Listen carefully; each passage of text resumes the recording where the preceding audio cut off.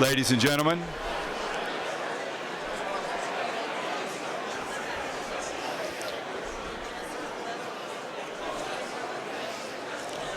ladies and gentlemen,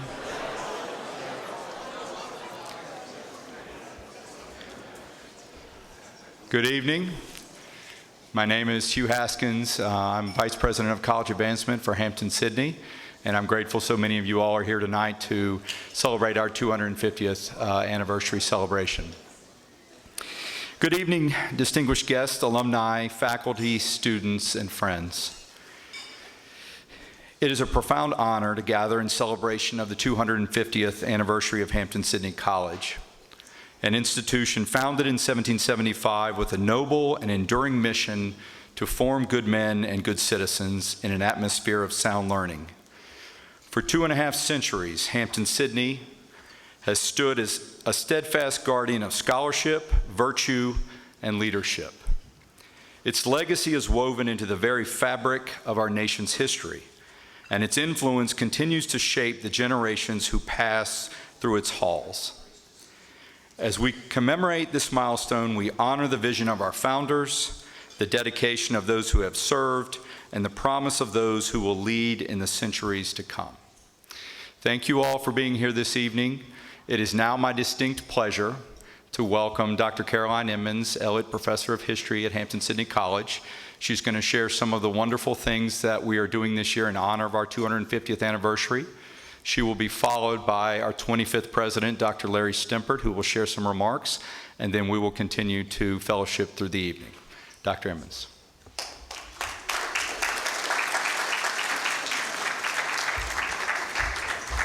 Good evening, everyone. It's so wonderful to look out and see all of you here on this incredible occasion. And some of us have been living with this anniversary for several years now. So seeing all of that work come to fruition is really meaningful. And as you all well know, the alumni know this better than anyone, Hampden-Sydney is a community as well as an educational institution. And I know each of you have contributed to that legacy. So thank you for being here. And I think I've been asked just to share a few remarks about our journey to this point and what we will be doing over the next year.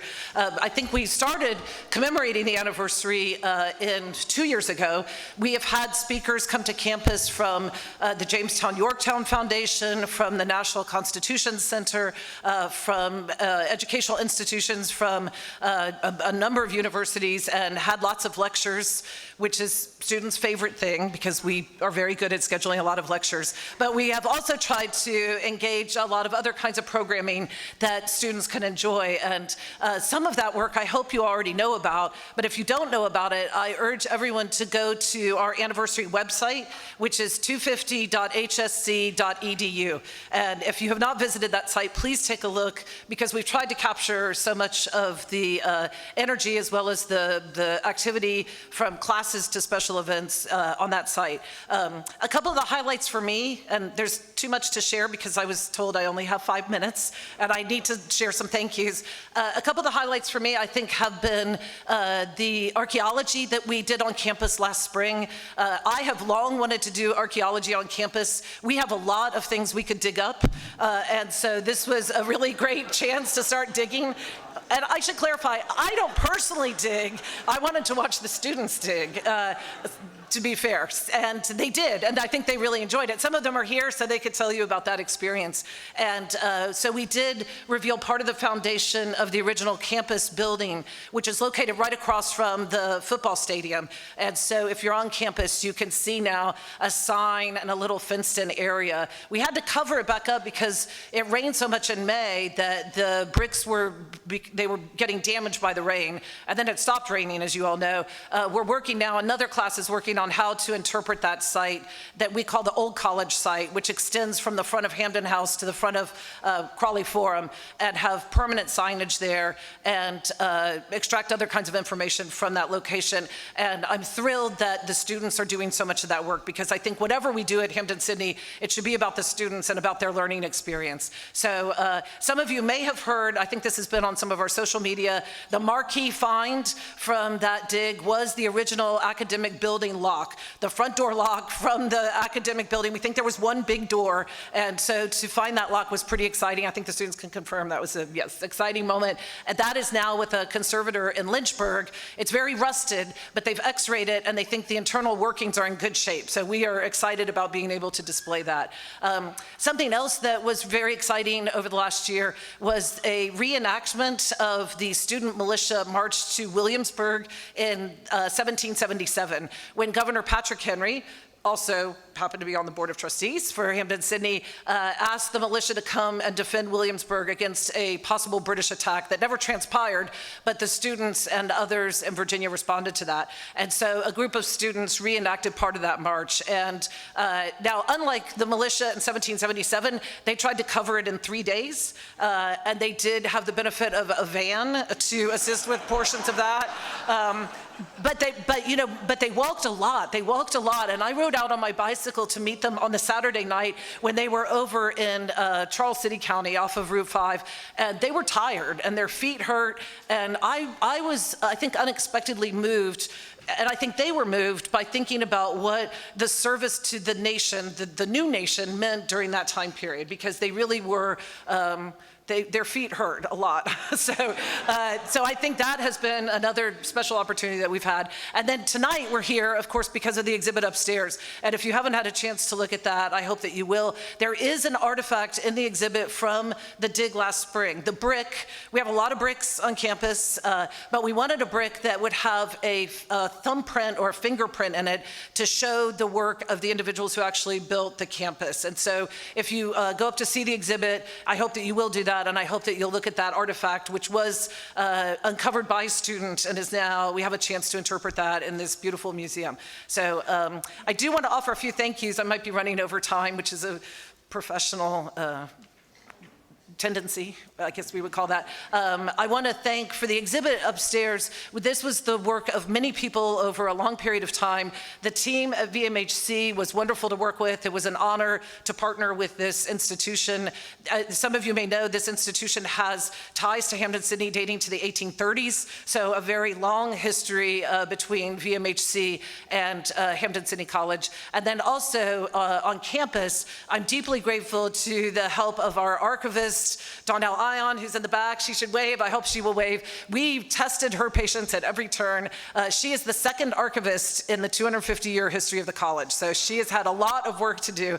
And also Angie Way at the Atkinson Museum was a huge help, and others along the way. I know Richard McClintock is here, so I want to thank them so much for their assistance. The exhibit was supported with financial contributions from the Department of History. That's my home department, so I will get in trouble if I don't have a shout out for them. Also, the Compass program has helped with financial support. The Atkinson Museum assisted as well, so I want to extend a sincere thank you to them. And I want to thank all of you for being here tonight and for your engagement with the anniversary. And please go to the website. If you can come to campus October 21, 22, and 23, we are going to have a symposium, a major academic symposium with speakers 2 sessions a day for those 3 days, including historians, but also contemporary authors thinking about civic virtue, thinking about how the mission of the college is reflected not only in the past, but in the future. But if you're not able to come to campus, we are planning to stream those events. So if you go to the website, you should be able to get the link there.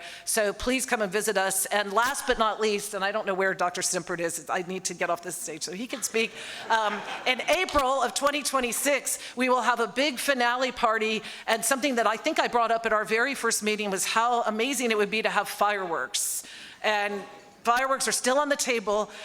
This is a very 18th century form of celebration. So I hope that you will join us in April of 2026. And I hope we have a really good fireworks show. And I hope that you will ask about fireworks at every opportunity. So thank you very much.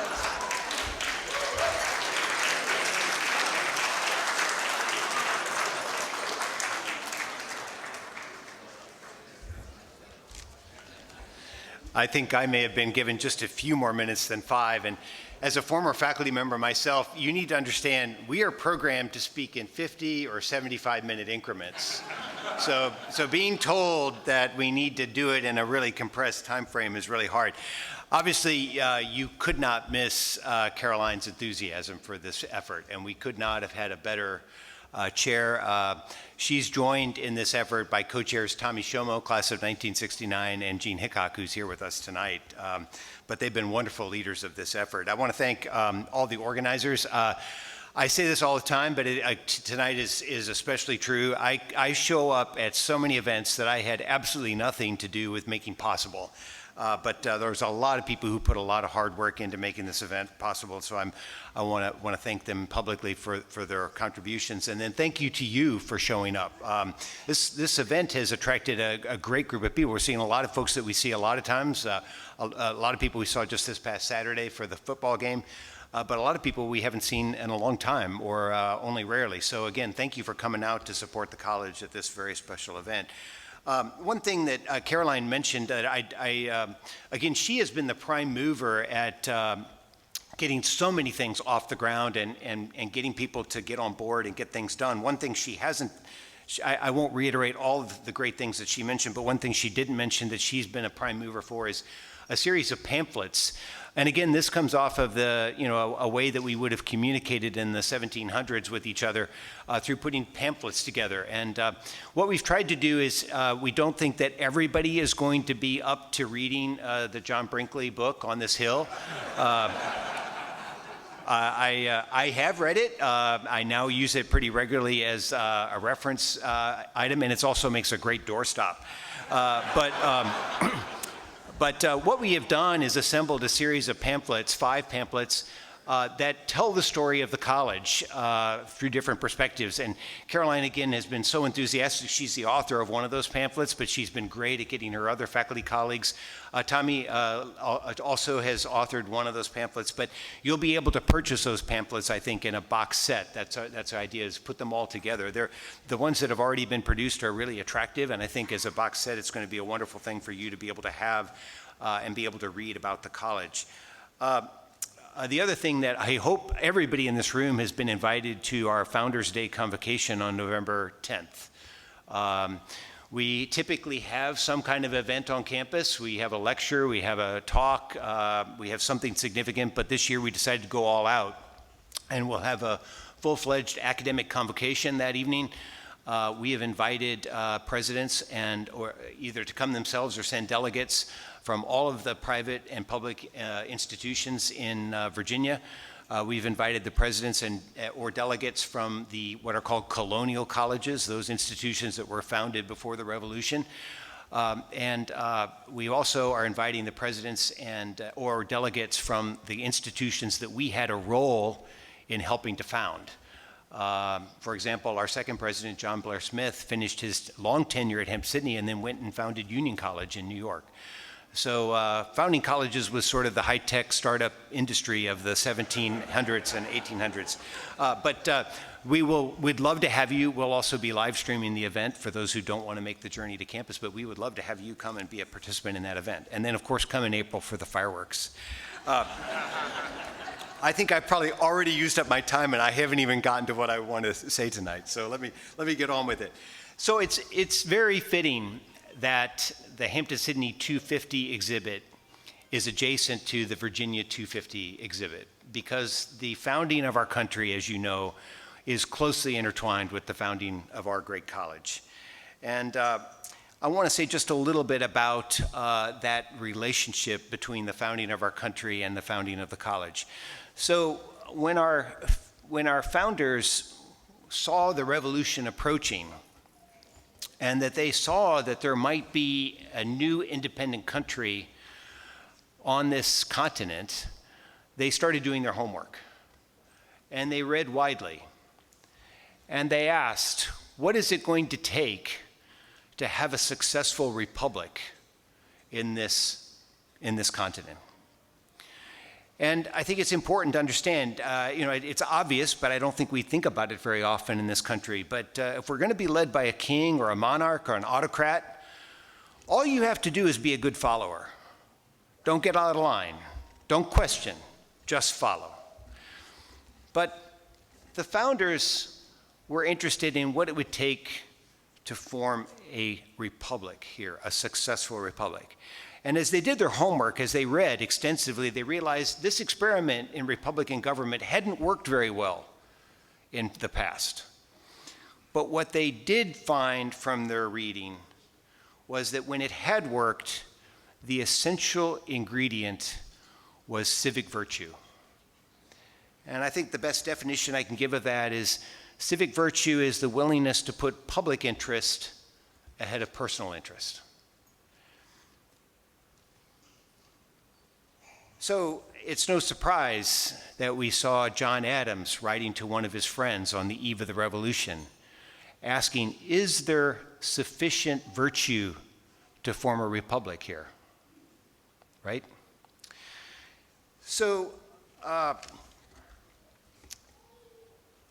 let's talk about the founding of our college. At the time of the Revolution, there was another college in Virginia. It was named for the King and Queen of England.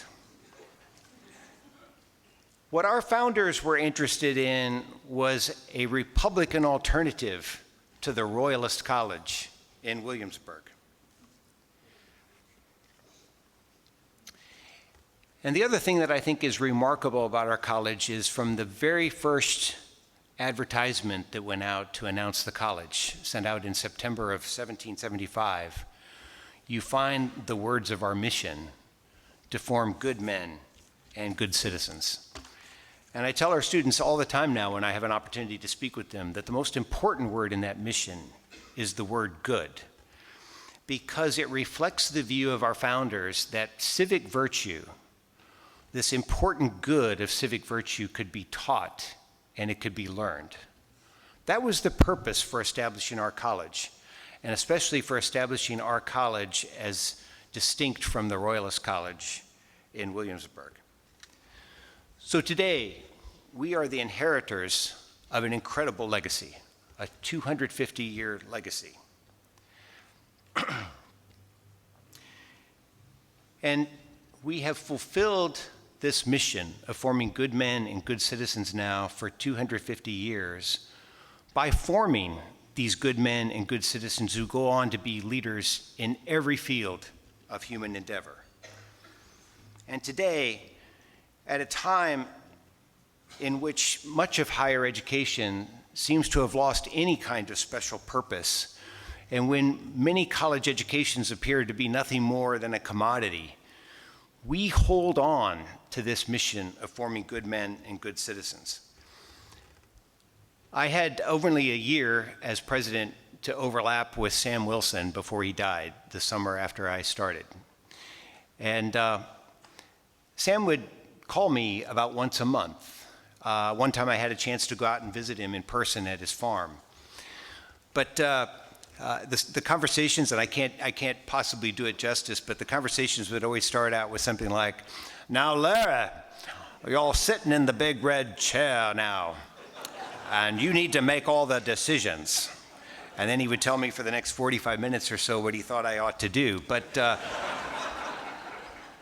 one of the things he always told me was, he said, "I never want anyone to forget that it's the Wilson Center for Leadership in the Public Interest."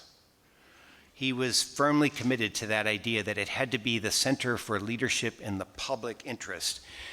And if Sam's looking down on this event tonight, I hope he knows that we are as committed to that as ever. The education we provide is unique. It is not at all a commodity. It's the commitment that we have to rhetoric, which you see in Samuel Stanhope Smith's original advertisement in 1775 when he said, we're going to put a special emphasis on the English language here. Why? Well, because these good men and good citizens we were turning out would need to be effective communicators. It's an environment in which we emphasize critical thinking and discussion. There is no idea that is not welcome at Hampden-Sydney College. It's that discussion, and it's that exchange of ideas that develops our critical thinking skills that are so vital in our graduates. It's an education that's committed to character, and seeing character as just as important as intellectual development in our students. And we have these codes, the codes of honor and conduct, that are important, but what I think is even more profoundly important is we give our young men incredible responsibility to govern themselves, but we also hold them accountable. And there is nothing that develops character more than giving people responsibility and holding them accountable. And then we have this remarkable brotherhood of Hampden-Sydney men. And of course, I mean, one of the ways I've described it is it's like the proverb, as iron sharpens iron, so one man sharpens another. But another thing that we think comes from the brotherhood of Hampden-Sydney men is this idea of living and learning together and learning how to form a more perfect union among our students. We want them to learn how to do that while they're students here so that they take that out with them into the world and form more perfect unions in the organizations where they work and the communities that they end up calling home.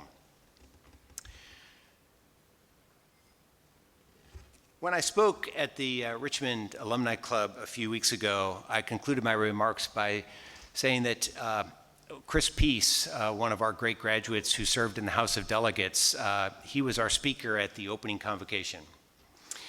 And he gave a wonderful talk. Our student body president, who's here tonight, also gave a wonderful talk.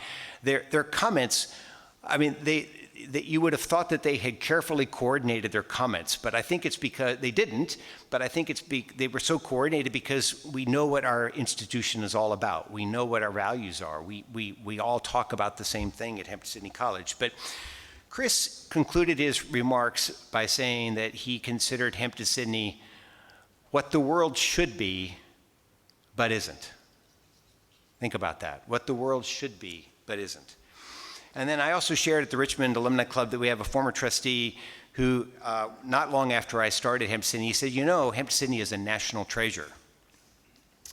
So let's celebrate what the world should be but isn't. Let's celebrate this institution, Hampden-Sydney. Let's celebrate this national treasure. But as we celebrate, let's also remember that while we've inherited an incredible past that we celebrate, it's the work we're doing today and the work we do in the future that is the most important work for this college right now. I think all that we're doing at the college, everything that we've been working to do over the last several years, is aiming to make sure that our second quarter millennium is even more glorious than our first quarter millennium. So thank you very much for being here tonight and celebrating with us.